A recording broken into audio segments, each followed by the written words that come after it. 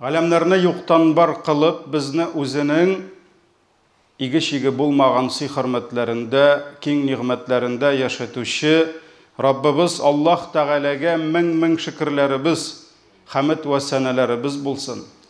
Галәмнәргә рәхмәт итеп җибәрелмеш, безгә шушы хак динне ирештергән, безнең өчен күркәм үрнәк булган. Аллаһының илчесе сөекле пәйгамбәребезгә күңел түрләребездән чыккан дугаларыбыз Аллаһның сәламе һәм салаваты булсын. Азиз кардәшләрем, һәр кайсыгызны әлбәттә иңелек үземне тақвалыкка чакырам. Аллаһның әмерләрен үтәгез, аның харамнарыннан тыелыгыз. Аллаһ Тәгалә Кур'ан-ы Кәримдә әйтә: "Я айюхаллазина аману тақуллаһ", эй иман китергән бәндәләр, Аллаһы Тәгаләгә тақва булыгыз, хакка туқати. Тиешле тақвалык белән, Аллаһ сездән таләп иткән тақвалык белән, вала тамутунна илля ва антум муслимун, һәм берегез дә мөселман булмаган, хак мөселман булмаган хәлдә Аллаһ хузурына кайтудан, ягъни үлүдән сакланыгыз диде. Аллаһ Тәгалә Рум сүрәсенең 40-нчы аятында әйтә: "Аллаһуллази халакакум". Аллаһ ул сезне юктан бар кылды. Без беребез дә юк идек. Аллаһ безне юктан бар кылды, шуңа күрә без бар. Thumma razaqakum.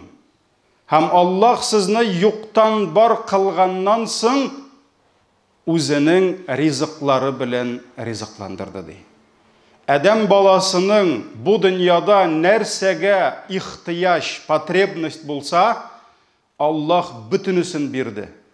Кояшын да чыгарды һәм чыгара, сулау өчен һавасын да бирә, ашау өчен ризыгын да бирә, ичү өчен суын да бирә, малын да, мөлкәтен дә, гаиләне дә, баланы, оныкны да Аллаһ Тәгалә бирә. Thumma razaqakum. Thumma yumitukum. Соңыннан Аллаһның ризыклары килгәннән соң, Аллаһның әҗәле җиткәч, ул сезне үтерәчәк диде. Ул сезне кире үз хузурына кайтарачак. Thumma yuhyikum. Соңыннан ул сезне тирилтәчәк диде. Ягъни кыямәт көнендә каберләрегездән чыгып, Аллаһ каршына басып, кылган һәрбер эшегез, әйткән һәрбер сүзегез өчен җавап тотачаксыз дип Аллаһ Тәгалә менә безгә шушы тормышыбызның баскычларын аңлатып күрсәтте. Büyük, кыдрәте һәр нәрсәгә җитүче, хикмәтле, һәр нәрсәне белүче, хәбәрдар булган, рәхимлеләрнең дә рәхимлесе булган Раббыбыз үзенең һәр мәхлугының тормышын, аның барча ихтияҗ хаҗәтләрен, аның ризыгын үз өстенә вазифа итеп куйды. Һәм Худ сүрәсендә 6-нчы аятта: "Вама мин даббатин фил арди илля алаллахи ризқуха" диде. Җир өстендә нинди генә, кая гына жан иясе булмасын, нинди генә жан иясе булмасын, ул жан иясенең сулыйсы һавасы, ашыйсы ризыгы, эчәсе сулары һәм бөтен тормышы алаллахи диде. Аллаһ өстендә диде. Это дело Аллаһа дип, Аллаһ Тәгалә бу минем эшем, аларны ашату, эчертү диде. Һәм чыннан да җәмәгать, Аллаһ биргән күзләребезне тирә-юньгә салсак, Аллаһ биргән акылыбыз, зихнебезне эшкә җиксәк, фикерләргә өйрәнсәк, без күрәбез, Аллаһның һәр мәхлугы шушы җирдән үз ризыгын таба. Кайбер мәхлуклар, җәмәгать акыл белән уйласаң, бер көндә яши алмаслык шартларда яшиләр. Әмма алар да үз ризыкларын табалар. Шүлдә кемнең булганы булса, анда әйтерсең, анда бер үсемлек тә үсә алмый. Ләкин шул шүлдә күпме яланнар, күпме хәшәрәтләр, шаян, скорпионнар яшиләр һәм үз ризыкларын табалар. Кай вакыт үз күзебез белән күрмәсәк тә телевизордан күрәбез, диңгез, океан төпләрендә кеше төшеп җитә алмый. Безнең корабльләр төшеп җитә алмый, подводный лодкалар, ләкин анда да шушы караңгыда, салкында 100-150 тонналы балыклар, китлар үз ризыкларын табалар. Шунда да ашыйлар. Һавадагы кошлар, җир куенындагы суалчаннар, башкалар һәм башкалар Аллаһның ризыгын алалар. Арктика, Антарктидаларда 40-50 градус, 60 градус салкында буз өстендә симереп беткән аюлар йөри. Аллаһ һәрберсенең юлын, ризыгын таба һәм кемгә ул ризык язылса, язылган ризыкның эше шул мәхлукның каршына чыгып кулын күтәреп тору. Эй, мин монда дип. Һәм Пәйгамбәрбез саллаллаһу алейхи ва саллям әйтте, Хайфами, Табарани, Барраз риваятларында килә, Пәйгамбәр саллаллаһу алейхи ва саллям әйтте, ризык, язылган ризык үзенең хуҗасындый үлеменә карый да күбрәк эзли. Һәркемне үлем эзли, һәм уларны таба. Беркемнең дә үлемнән кутылганы юк. Ләкин ризык ди, Пәйгамбәр саллаллаһу алейхи ва саллям, ул үзенең хуҗасын үлемгә, әҗәленә карый да күбрәк эзли. Шуңа күрә ак аюның да каршына ризыгы, балыгы чыгып баса, суалчанга да, йыланга да, шаянга да һәрберсенә чыгып баса. Һәм җәмәгать, без сезнең белән гаҗәеп бер заманада яшибез. Һәр замананың үз матурлыклары, үз хикмәтләре бар, һәр замананың үз сынаулары бар. Менә берничә ел инде без сезнең белән пандемия режимында булды вакыт. Менә без хәзрәтләр җомгада менә шулай тәрзәдән карап тордык, мәчет биклиде. Безгә беркемне кертмәскә куштылар. Елы-елы илә укыдык җомгада. Ул сынауны да үттек. Шулай бит. Качып-посып кемнәрдер өйләрдә, башка җирләрдә җыелып таравихлар үтте. Рамазаннар шулай үтте, нишлисең? Ифтар да булмады, башкасы да булмады. Аннары соң Аллаһ Тәгалә кирен генә ачты. Кемнәрнеңдер сәүдәләре какшады, кемнекендер бөтенләй җимерелде, малы кысылды, шулай бит. Менә әлхәмдүлилләһ, Аллаһның рәхмәте, чыгабыз дигәндә, чыгып җиткәндә Аллаһ Тәгалә тагын сынау бирде. Әлхәмдүлилләһ. Аллаһның хикмәте. Шулай бит. Шуңа күрә дөньяда илдә барган шау-шулар, икътисади кризислар, әлбәттә, бу да бик күп кешеләрне уйга калдырды, пошаманга, хафага калдырды. Кемнәрдер пандемия башында биргән сорауларны яңадан бирә башладылар. Алга таба ничекләр яшәрбез икән? Үземнең гаиләмне, баламны ничек ашатырмын икән? Сәүдәмне ничек саклармын икән дип. Мөселман кешесе, Аллаһка иман китергән мөселман бу әйберләргә игътибар бирергә тиешме юкмы? Әлбәттә, мөселман Аллаһка иман китерде. Һәм ризык Аллаһ кулында дип инанды. Ләкин җәмәгать, кайбер кардәшләребез әйтерсеңлә үзләренә үзе ниндидер бер әкияти дөнья төзиләр. Шушы әкияти дөньяга кирип яталар да, тирә-юннән суқыр, шукрак булып, бер нәрсә күрми, бер нәрсә ишетми яшиләр. Һәм без шулай яшәрбез дип уйлыйлар. Әлбәттә, бу дөрес түгел. Дөньяда булган шау-шулар, низаклар, алар безгә дә тия. Һәм ул тиячәк. Һәм бу Аллаһның сөннәте. Аллаһның сөннәте дигән сүз Аллаһның куйган, безгә биргән тормыш кагыйдәсе, это правила жизни. Моннан беркем дә котыла алмый. Шуңа күрә мәгарәгә кирип, пещерага кирип, это меня не касается дип тыныч кына утыру, ул беркемгә дә тими. Һәм мөселман да моннан читтә кала алмый. Шуңа күрә дөньяда шау-шу, илдә, җирдә икътисади проблемалар килә икән. Кешеләрнең сәүдәләре, башка керемнәре кими икән, бездә әлбәттә моңа уйларга тиеш бу хакта, фикерләргә тиеш. Һәм ыштан бөрмәләрен бераз тарттырып, бераз тинаграк яшәргә, киң итеп атлап барган адымнарны бераз тарайтырга, әкренәйтергә кирәк җәмәгать. Һәм моңа дәлил Аллаһның Коръәне. Мисыр патшасы төшендә күрде 7 симез сыерны, ашады 7 арык сыер, ябык сыер, тощи. Һәм нәрсә, беркем аңлата алмагач,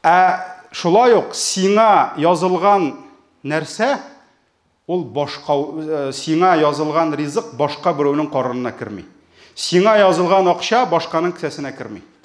Шуңа күрә табигыйннардан иң зур галимнәрнең берсе булган Хасан әл-Басри рахимахуллах әйткән: "Миңа язылган ризыкны башка бер кем дә ашый алмаячагын аңлагач, күңелем тынычланды" дигән. Без бит инде кичкенә вакытта да, хәтерлисезме? Бала-чага күп булганда өстәлгә ризык куялар, тизрәк ашарга тырышасың. Шулай бит? Чөнки калмас тик. Менә җәмәгать ул безгә үскәч тә китми. Без тырышабыз тизрәк эләктереп калырга, хәтта кешенекенә кай вакыт кул сузырга да җирәнмибез. Менә җәмәгать Хасан әл-Басри әйткән. Күңелем тынычланды дигән. Ни өчен? Чөнки мин аңладым, миңа язылган ризык бүтән бер кемнең дә карынына да, кесәсенә дә керми дигән. Шуңа күрә җәмәгать әлбәттә тәкъдирендә язылган ризыгыңны нефт доллар бәяләре дә ул туктатмас. Ләкин тагын бер әйбер бар. Әгәр дә Аллаһ сиңа киләсе ризыкны бәйләгән икән доллар белән, нефт белән, бүген җәмәгать без шундый заманада яшибез. Планета Земля ул бер авыл. Сиздегезме? Авылның теге башында Юсуф абый, Жозеф Байден инде. Кранны ябып куйды, даже кесәдәге телефонда буйсынмый безгә. Әлеге акча түләйди, хат түләми. Карагыз ничек, без бер авылда яшибез икән җәмәгать. Авылда, бер авылда, авылның теге башында Америка, монда Париж, Франция, башкасы, монда Россия, монда Кытай. Шул кадәр аралар якынайды җәмәгать. 5 минут, монда бер түрә bir сүз әйткәннән соң 5 минутта тегендә аңа җавап бирәләр. Бер авылда яшәп утырабыз, шулай бит. Шуңа күрә, мөхтәрәм җәмәгать, әгәр дә Аллаһ сиңа киләсе ризыкның юлларын нефт доллар белән бәйләгән икән, һәм Аллаһ сиңа киләсе ризыкны туктатырга, киметергә карар кылган икән, Аллаһ долларның да, нефтнең дә хәлен үзгәртә. Үзгәртә. Шуңа күрә нефт долларларның, башка әйберләрнең бәяләре үзгәрү, хәтта кибеттәге ипинең бәясенең үзгәрүе дә ул синең ризыгыңның үзгәрүенең сәбәбе белән килергә мөмкин. Шуңа күрә без монда фанатичный булырга тиеш түгел. Һәрбер әйбер Аллаһ кулында. Һәрбер нәрсәне Аллаһ Тәгалә үзе идара итә. Элгәре заманнарда җәмәгать бәяләр ник үзгәргән? Элек нефт булмаган. Элек биржаларда валюталар белән беркем дә уйнамаган. Ләкин җәмәгать электә төрле гарасатлар, давыллар, тайфуннар, төрле су басулар, җир тетрәүләр булган һәм корылыклар булган. Шулар сәбәпле кешеләрнең ризыклары киселгән. Пәйгамбәрбез саллаллаһу алейһи ва саллям вакытында, тугры халифалар заманында беләбез, 3 ел корылык булды. Гомар ибн Хаттабның Азербайҗаннан алып кайттылар тәмле хәлвәләр. Гомар ибн Хаттаб каршындагы хәлвә, Азербайҗан хәлвәләрен күрде дә, як-ягына карады да, кешенең ашарына юк. Шуннан соң әйтте, юк диде. Кешеләрнең ашарына юк диде, ник мин моны ашыйм диде. Һәм миңа китерегез үз ризыгымны диде. Аңа лепешка белән оливковый май китерделәр. Шуны манчы башлады. Шуңа күрә алар да корылыкны күрде. Аларга да бу сынаулар килде. Бездән күпкә хәерлерәк, ихласрак дуга кылсалар да. Шуңа күрә җәмәгать килде, ләкин аларның йөрәкләрендә ниндидер бездә булмаган тынычлык булды. Аллаһка тәвәккәллек булды. Һәм шуларның берсе җәмәгать bir бәдәви. Бәдәви. Әлбәттә мин хәзер монда җәмәгатьне бәдәвияткә чакырмыйм. Без инде мәдәнияткә атладык икән, барырга тиешбез мәдәният юлыннан, цивилизация юлыннан. Ләкин бәдәвиләрдә безнең өчен бик күп гыйбрәтләр бар. Кай вакыт миңа килеп әйтәләр, абыйлар, тотасың да шул бәдәвиләрне сөйлисең ди. Пәйгамбәрбез саллаллаһу алейһи ва саллям бәдәвиләр белән булган хәлләр калган икән. Имам Бухари, Имам Муслимнар безгә шул мубарак сүзләрне калдырган икән. Нигә мин сөйләмим? Димәк, бәдәвиләрдә безнең өчен зур дәресләр бар. Һәм бәдәвиләрнең кай вакыт гакыйдалары, алар безнең кебек институт, университетларда укымасалар да, җәмәгать, аларның гакыйдалары безнекеннән чистарак. Шуңа күрә Шихабетдин Мәрҗани Азия илләрендә, Үзбәкстан кайларда гына йөреп, галимнәрдән гыйлем алганнан соң әйтте, кайбер галимнәргә карыйм да диде, безнең авылдагы әбиләрнең гакыйдасы яхшырак аларныкыннан диде. Безнең авыл әбиләренең иманнары яхшырак диде. Шуңа күрә Менә шушы бәдәвиләрнең иманында безгә бик күп гыйбрәт бар. Шуларның берсе бер бәдәвигә әйтәләр: "Син ишеттеңме соң әле?" ди. Бәдәви бит инде ул шәһәрдә түгел, ул чүлдә яшәгән, сарык көткән. Ул шәһәрдә нәрсә барган анда биржаларда ниләр, доллар күп муланы белмәгән. Кризислар аның гел кризис инде. Шулай бит инде. Ул бит чүлдә. Шуннан соң берәү килгәндә моңа әйткән: "Син ишеттеңме?" ди. Бер бухан кипи, бер ипи, 1 динар бәясенә менгән ди. Уйлап карагыз, одна золотая монета, бер бухан кипи. Бүген булса, ул әле безнең андый бәя юк. 7-8 мең, 9-10 мең булыр бер бухан кипи. Без андый заманада түгел. Шуннан соң бәдәви карап торганда, мин моңа борчылмыйм дигән. Ни өчен? Чөнки мин дигән, Аллаһ миңа ничек кушса, мин аңа гыйбадәт кылам дигән. Кылачакмын дигән. Аллаһ миңа как обещал, мин ашатырга, так и ашатачак мине дигән. Ягъни миңа бит ул вәгъдә ит, миңа ул әмер итте ди. Миңа гына гыйбадәт кылыгыз дип ди. Мин гыйбадәт кылам, минек үземнекен эшлим бит ди. Аллаһ миңа обещал ди, мин сине ашатам дип. Шуңа күрә ул мине ашатачак ди. 1 ипи, 1 динар булса да ди. Шуңа күрә җәмәгать кай вакыт безгә менә шушы иманыбызда бәдәвиләрнең гадилеге җитми, ныклыгы җитми. Аллаһ Тәгалә шуннан да җәмәгать ашата, бирә. Һәм күрәсен күрми, гүргә керми диләр. Шуның кебек ашыйсын ашамыйча, эчәсен ичмичә, бербез дә үл алмаячакбыз, тырышсак та җәмәгать.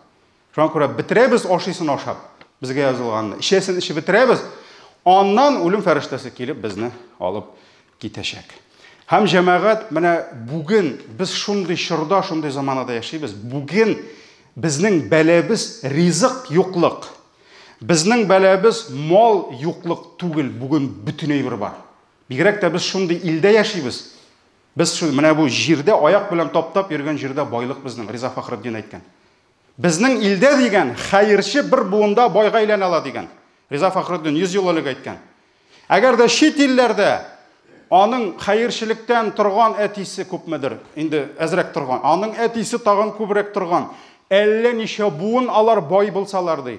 Бүген бездә хәерче байга әйләнәләр. Чөнки безнең моны 100 ел элек әйткән.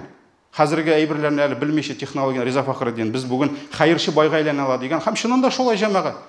Күп безнең менә монда Геленвагеннарда килүчеләр, аларның әтиләре авылда, каядыр совхозда эшләгән. Дөрес әйтәмме? Юкмы? Дөрес әлбәттә. Шуңа күрә Аллаһ безгә бәрәкәт бирде. Бүген замананың бәләсе ризыксызлык түгел, безнең бүген бәрәкәт юк. Аллаһ бәрәкәтне алды. Ризыклар баралар. Акча бер кая китмәде, нефттә бер кая китмәде, алтын да бер кая китмәде. Әнә безнең дә алтын күп диләр, ләкин кулыбызга ләкми диләр. Шуңа күрә бәрәкәт юк. Аллаһ бәрәкәтен алды. Һәм шул бәрәкәтнең иң зур сәбәбе без иманнан ерагаябыз. Biz taqvalıqtan yaragayabız. Bit Allah bizge va'da etdi. Walau anna ahlal qura amanu wattaqaw.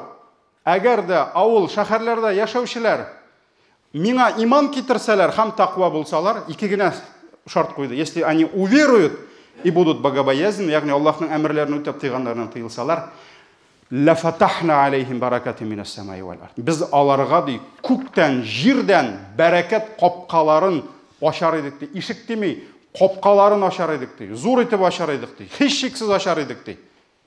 Ашар идек ди. Ләкин ни өчен ашмый? Валакин кәззабу. Аларды ялганга санадылар. Хакыйкатьне ялганга санадылар. Динне фаахазнахум бима кану яксибун. Һәм без аларны кылган, кәсеп иткәннәр өчен тоттык ди. Аларны тоттык ди. Менә шуңа күрә Аллаһ Тәгаләнең җәмәгать вәгъдәсе бар, иман һәм тақвалык. Ләкин бүген без тақвалыктан, хәтта ислам өммәте. Мин урамдагыларны сөкмим. Мин үзебезнең мөселман, мин Казанга килгәч гаҗәпләндем. Түбән Камада күрмәгән хәлләрне күрдем. Түбән Камада харам булган бик күп бер хәләл икән Казанда. Мәскәүгә китсәң, әле Алланда сөннәт булырга мөмкин. Чөнки шәһәр зурайган саен нишәптер кешеләр иркенебрәк яши. Мәсәлән, безнең Түбән Камада риба харам иде. Һәм мин 5 вакыт намаз укып, мәчеткә йөргән кардәшләрнең кредитта утырганнарын, сәүдәләрен риба белән күтәрергә тырышканнарын күргәнем юк, ләкин мин Казанга килгәч, бик күп кардәшләрне күрдем. Алар рәхәтләнеп кредит алалар. Банклардан риба алалар. Әле берсе әйтте: "Хәзрәт, ты же не бизнесмен, ты не знаешь, что сегодня без рибы, без кредитов невозможно построить бизнес". Тогда не строй бизнес. Не надо строить тогда бизнес, харамга керәсең икән. Шуңа күрә Аллаһ Тәгалә хәләл юл белән бирә безгә. Шуңа күрә бүген күпме тақвалык юк мөселманнарда. Аллаһтан курку юк бүген. Күпме кеше рәхәтләнеп намаз калдыра. Эш булды бит инде, теге булды бит инде, бу булды бит инде. Шуңа күрә менә Аллаһ бәрәкәтебезне ала, тормышыбызның, сәүдәбезнең бәрәкәтен ала. Шулай ук җәмәгать бик зур бәла шөкерсезлек. Аны әйттек инде. Кадыры юк ниғмәтнең. Аллаһка шөкер итмибез. Ә бит Аллаһ вәгъдә итте. Ма яф'алуллаһу би'азабикум ин шакартум ва амантум ди. Ниса сүрәсе 147-нче аят, кайткач укыгыз. Аллаһ Тәгалә әйтте: "Әгәр сез Аллаһка шөкер итсәгез һәм иман китерсәгез, нигә Аллаһны сезне газапка тартырга ди? Зачем Аллах у вас наказывает ди? Если вы благодарите его и веруете в него ди." Ике әйбер әйтте. Аллаһка шөкер итсәк, иманны сакласак, Аллаһ безне газапламый.